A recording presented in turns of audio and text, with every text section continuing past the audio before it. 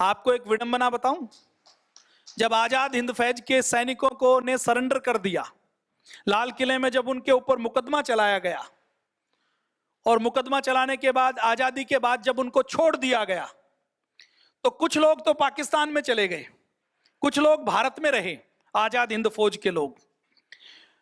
पाकिस्तान ने तो उनको स्वतंत्रता सेनानी का दर्जा दे दिया गया। किसी एक व्यक्ति ने यदि एक दिन जेल काटी हो या एक सत्याग्रह में गया हो, कहीं उसका नाम है, तो उसको स्वतंत्रता सेनानी मान लिया गया।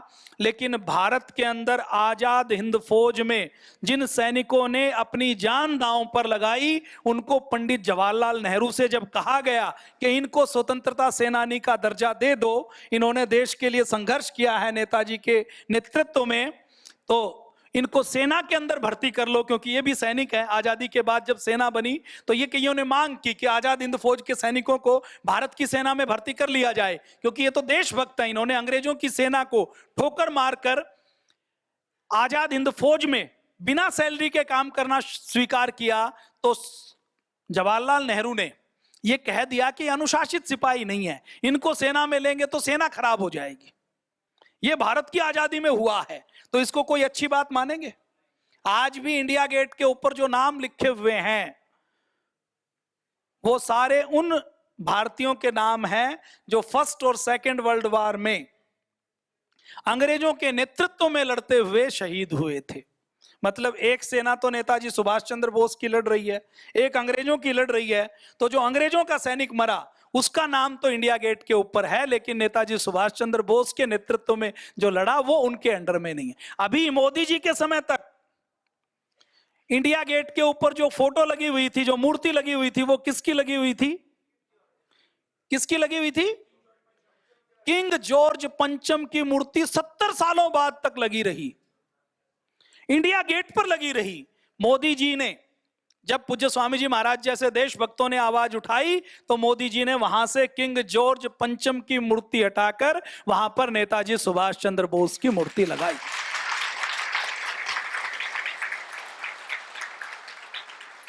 अगर किंग जॉर्ज पंचम की मूर्ति अभी भी लगी हुई है इंडिया गेट पर, तो हम आजाद थोड़े ही हुए।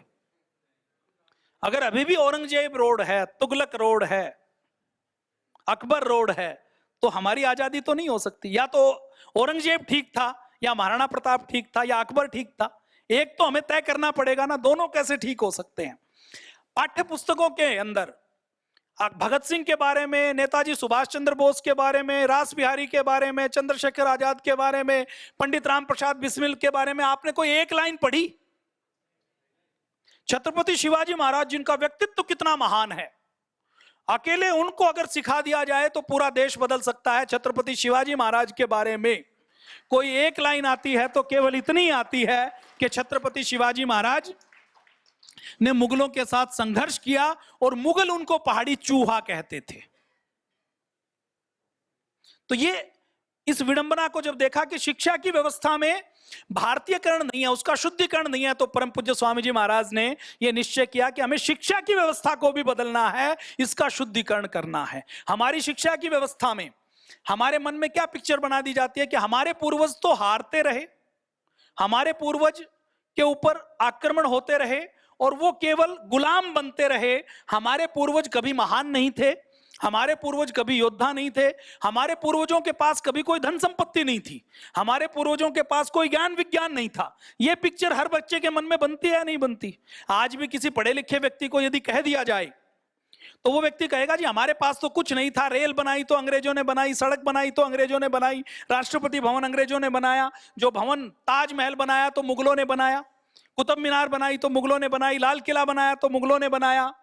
मैं आपसे पूछता हूं, अभी भी अफगानिस्तान में चले जाइए, अरब में चले जाइए, मुगल अपने अरब में, अपने मुगलिस्तान में तो एक टॉयलेट तक नहीं बना पाए। उनके वहां अभी भी जो किले बने हुए हैं वो कच्ची ईंट के बने हुए हैं।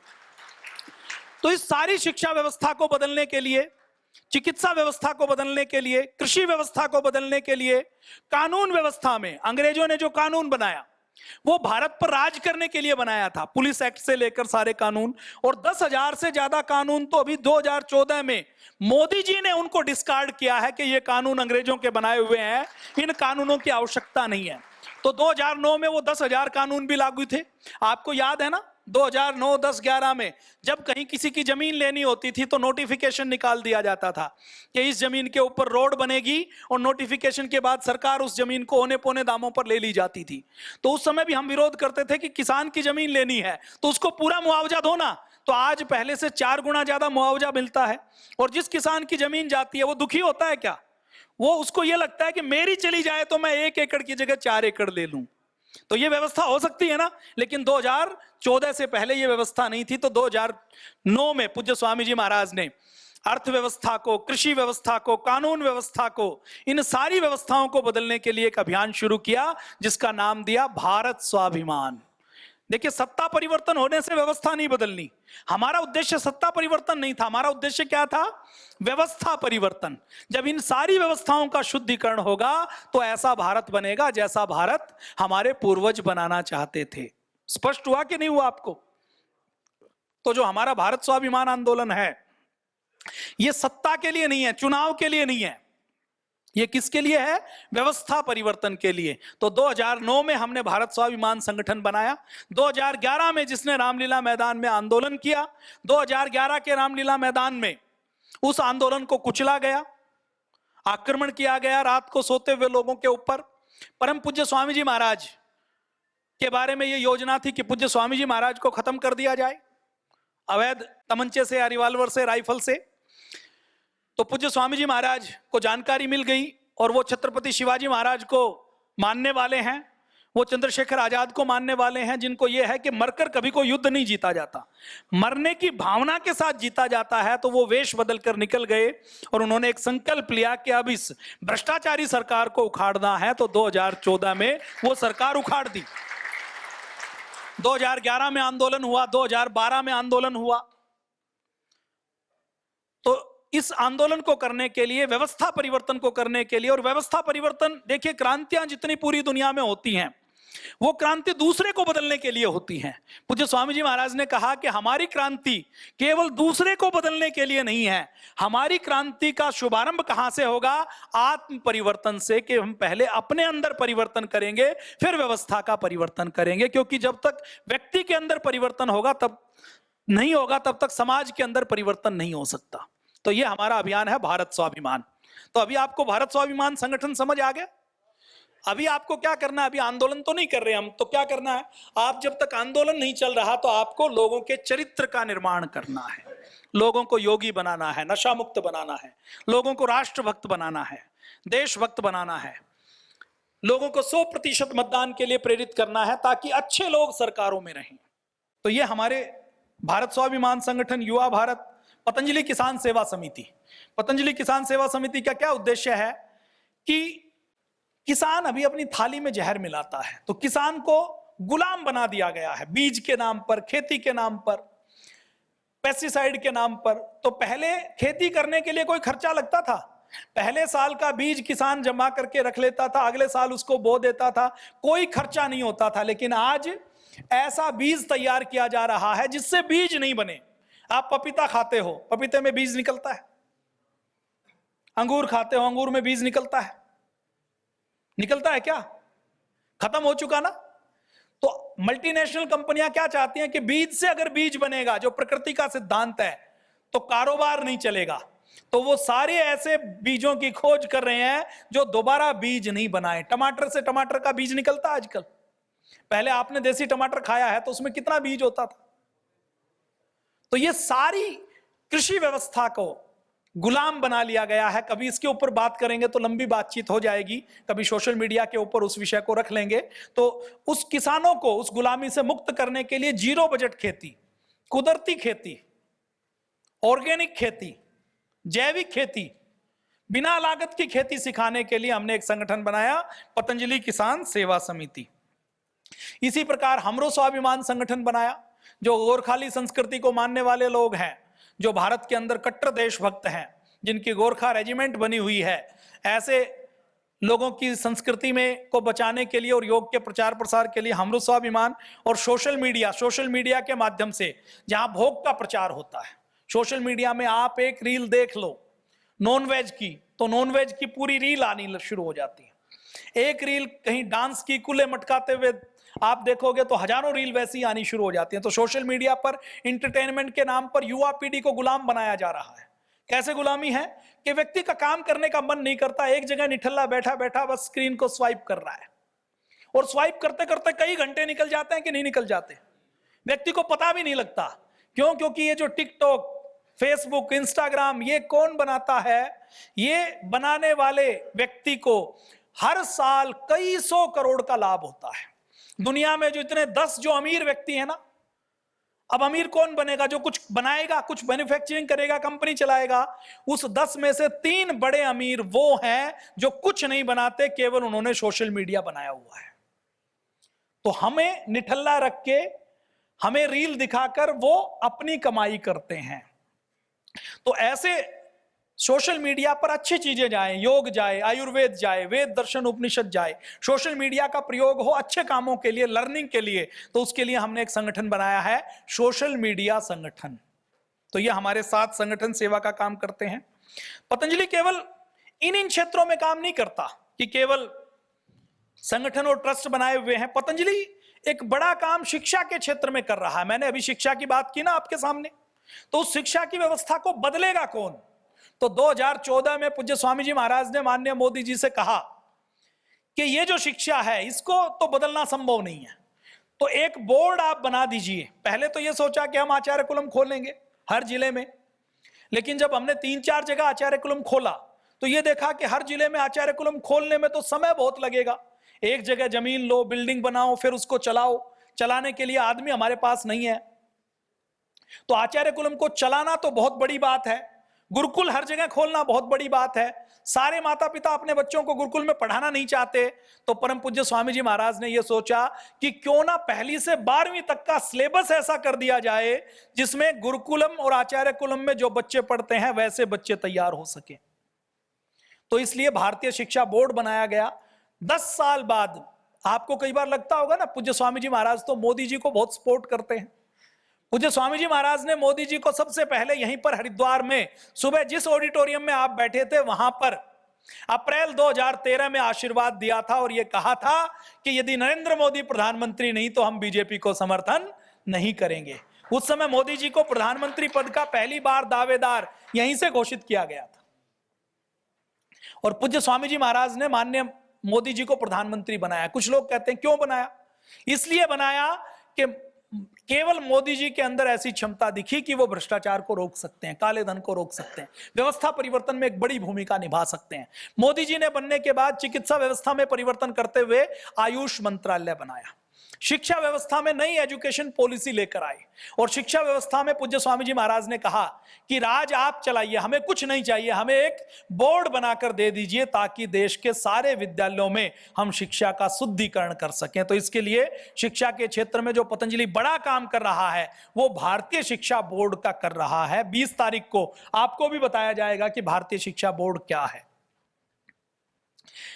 परम पूज्य स्वामी जी महाराज खुद गुरुकुल में पढ़े, तो पूज्य स्वामी जी महाराज ने गुरुकुल स्थापित किया है। पतंजलि गुरुकुलम के माध्यम से छोटे बच्चों का, बड़े बच्चों का गुरुकुल यहां पर हरिद्वार में चल रहा है, देवप्रयाग में चल रहा है, कई स्थानों पर यह गुरुकुल चल रहा है। आचार्य कुलम स्थापित किया है जहां पर जिनको IAS IPS बनना है, जिनको डॉक्टर इंजीनियर बनना है, ऐसी पढ़ाई करवाई जा सके, इसके लिए हरिद्वार में आचार्य कुलम चल रहा है। हरिद्वार का जो आचार्य कुलम है वो आवासीय आचार्य कुलम है। रांची में एक आचार्य कुलम है, रांची का जो आचार्य कुलम है वो गैर आवासीय है। नॉर्थ ईस्ट में, असम में हम आचार्य कुलम चला रहे हैं जहां पर बिना किसी फीस के बच्चों को अच्छी शिक्षा दी जाती है। इसी प्रकार हम पतंजलि आयुर्वेद कॉलेज चला रहे हैं। BAMS के नाम से डोनेशन ले लिया जाता है। BAMS के नाम से जिन बच्चों का MBBS में एडमिशन नहीं होता वो BAMS करते हैं, तो BAMS के नाम से वो लोग जब BAMS की पढ़ाई करते हैं तो BAMS को ठीक से नहीं पढ़ाया जाता। तो अच्छे डॉक्टर तैयार करने के लिए, वैद्य तैयार करने के लिए पतंजलि आयुर्वेद कॉलेज चला रहा है, जिसमें कोई मैनेजमेंट कोटा नहीं है, कोई फीस नहीं ली जाती, कोई डोनेशन की फीस नहीं ली जाती, जो सरकारी फीस है वही फीस ली जाती है।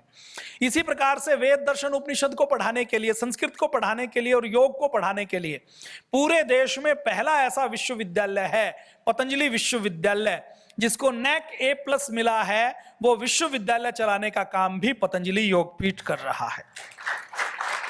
और भारतीय शिक्षा बोर्ड के बारे में तो मैंने आपको बता ही दिया है।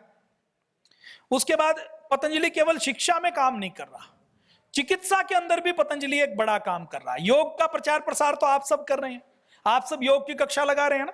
आपकी जो योग की कक्षा है, इसका महत्व तो क्या है? मैं आपसे पूछता हूं कि आप जहां पर योग की कक्षा लगा रहे हैं, अगर सरकार वहां पर योग की कक्षा लगाए तो उसको कितना खर्च करना पड़ेगा? सोचा कभी आपने? हरियाणा में, गुजरात में कुछ सरकारों ने योग की कक्षा लगानी शुरू की। तो योग की कक्षा लगाने के लिए पहली बात तो सरकार को भवन बनाना पड़ेगा, 25 लाख रुपए तो उसमें लगेंगे।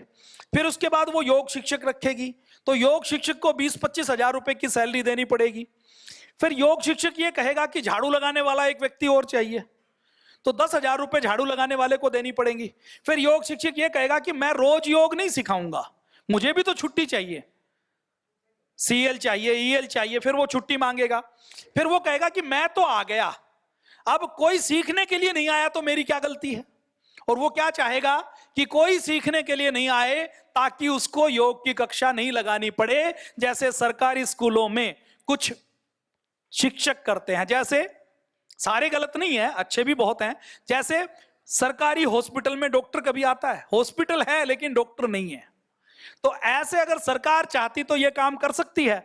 सरकार चाहती तो हर महीने 50,000 रुपए खर्च करके जो काम नहीं कर सकती, वो काम हमारा योग शिक्षक करता है। तो आपकी योग की कक्षा सेवा का बहुत बड़ा माध्यम है। आप अगर एक योग की कक्षा लगा रहे हो तो आप समाज पर बहुत बड़ा उपकार कर रहे हैं। तो ऐसी योग की कक्षाएं चल रही हैं 1 लाख से ज्यादा पूरे देश में। तो योग की कक्षा तो एक काम है। अब कई बार जिनको गंभीर बीमारी है, जिनको पुरानी बीमारी है, आप यहां पर आए हैं ना, तो यहां आपको रोगी दिखाई देंगे, बहुत से घूमते हुए दिखाई देंगे कि नहीं देंगे? मैं आपको कहता हूं कि आप किसी भी रोगी से बात करिए और उससे पूछिए कि आपको अगर 4-5 दिन हो गए तो आपको यहां पर क्या लाभ हुआ। और फिर उससे यह भी पूछिए कि यहां जो सेवाएं दी जाती हैं, आवास, भोजन, ट्रीटमेंट की, जितने आपसे पेमेंट ली जाती है वो पेमेंट कम है या ज्यादा है? तो आपको 100% लोग क्या कहेंगे कि यदि वेलनेस यदि कोई प्राइवेट व्यक्ति चलाता तो वो कम से कम 10,000 रुपए पर डे का लेता।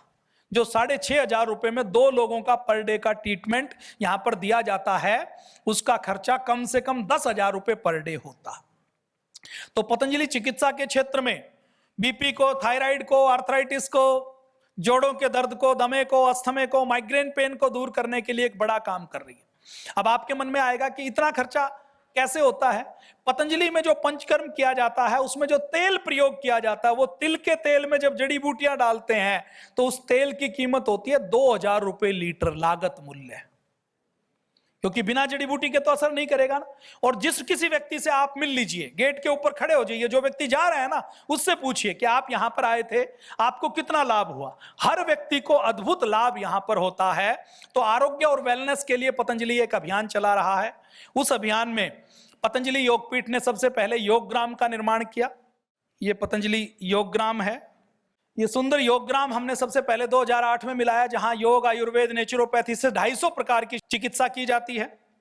जब ये लगा कि योगग्राम में संख्या कम हुई, कोरोना काल में सब लोग जब त्राही त्राही कर रहे थे, सारे हॉस्पिटल लूटने का काम कर रहे थे, तो उस समय पतंजलि एकमात्र आशा की किरण थी।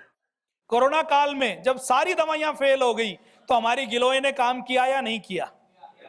गिलोय ने अमृता की भूमिका निभाई या नहीं निभाई? जिसने गिलोय का सेवन किया उसके ऊपर कोरोना का असर हुआ क्या? अच्छा, मैं आपसे पूछता हूं, लंबा विषय हो जाएगा। फार्मा कंपनियों के बारे में मैंने खूब बोला है। वैदिक चैनल के ऊपर कम से कम 100 घंटे के अलग अलग विषयों के ऊपर लेक्चर हैं। आप चाहें तो यूट्यूब के ऊपर सुनकर दूसरे लोगों को जरूर बताइए, क्योंकि इन फार्मा कंपनियों से लड़ने का काम कोई और नहीं कर रहा, केवल परम पूज्य स्वामी जी महाराज कर रहे हैं। और ये फार्मा कंपनी कितनी मजबूत है, एक एक फार्मा कंपनी की बिक्री और मुनाफा भारत की हेल्थ मिनिस्ट्री के बजट से ज्यादा है। इसका मतलब वो किसी बड़े देश के हेल्थ मिनिस्टर को चाहें तो उसकी पुड़िया बनाकर अपनी जेब में रख सकते हैं। वो वही कानून बनाएगा जो वो चाहेंगे। क्यों? क्योंकि उनके पास शक्ति बहुत है। वो किसी भी सरकार को गिरा सकते हैं, किसी भी व्यक्ति को मिनिस्टर बना सकते हैं, पीएम बना सकते हैं। तो उस कोरोना के काल में पतंजलि ने लाखों करोड़ों लोगों की जान बचाने का काम किया था। तो पतंजलि वेलनेस हमारा अभियान है कि दुनिया को बीमार होने से बचाया जाए। मैं आपसे एक छोटा सा सवाल पूछता हूं, आपके दादा परदादा ने कभी ब्लड टेस्ट करवाया? कभी हॉस्पिटल में गए? कभी डॉक्टर के पास गए? उनको कैलोरी का पता था? उनको vitamin D, vitamin B, vitamin A का पता था? उन्होंने कभी प्रोटीन खरीद के पाउडर का डिब्बा खाया? वो कभी डेंटिस्ट के पास गए? लेकिन आज भी आपको 100 साल के बूढ़े आपको गांव में मिल जाएंगे जिन्होंने कभी ब्लड टेस्ट नहीं करवाया, कभी कोई गोली नहीं खाई, कभी उन्होंने काजू बादाम नहीं खाए।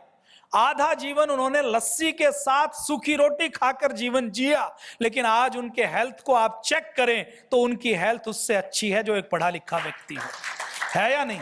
इसका मतलब क्या है कि ये जो तंत्र जितना सिस्टम है, जो सूचनाएं हमें मिलती हैं अखबार के माध्यम से, टीवी के माध्यम से, ये सब गड़बड़ है।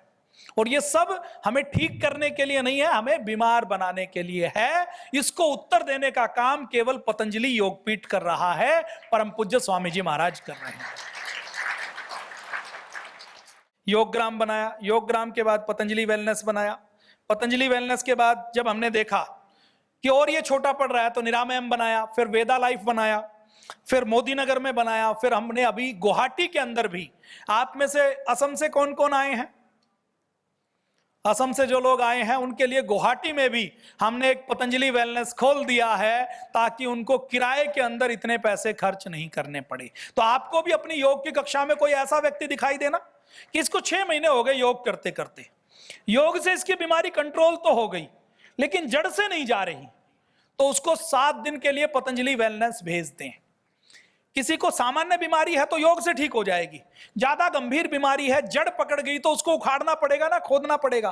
तो उसको खोदना है तो यहां उसको आहार से, विचार से, वाणी से, यज्ञ से, पंचकर्म से, षटकर्म से उसकी बीमारी को जड़ से नष्ट करने का काम किया जाता है। तो ये पतंजलि वेलनेस हमारे सेवा के संस्थान है। इसके साथ साथ हमने देश के 2500 स्थानों पर हमने चिकित्सालय खोले हुए हैं। उन पतंजलि चिकित्सालयों में कोई भी व्यक्ति जाकर निशुल्क आयुर्वेद का परामर्श ले सकता है।